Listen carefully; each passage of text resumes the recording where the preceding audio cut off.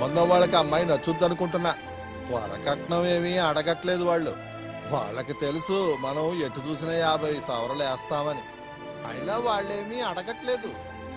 మనం పెళ్లి జామని చేసేద్దాం.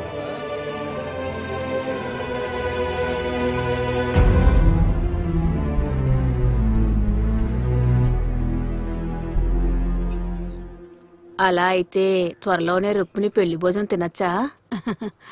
పెళ్లి పూర్తయ్యేంత వరకు నీకు రెస్ట్ అనేదే ఉండదు కదా.